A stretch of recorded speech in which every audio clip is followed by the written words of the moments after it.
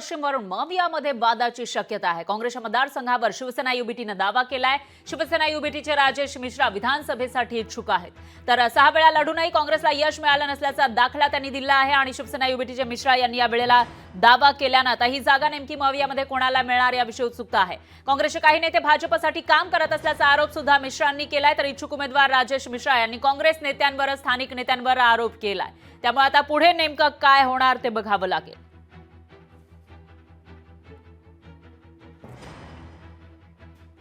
आम्हाला खात्री आहे की हा मतदारसंघ पश्चिमची विधानसभा आहे ते शिवसेना उद्धव बाळासाहेब ठाकरे या गटालाच भेटणार आहे, यामध्ये काही दुमत नाही आहे। कारण की मागील 6 वर्षापासून 6 वेळा या मतदारसंघामध्ये काँग्रेस पडलेली आहे।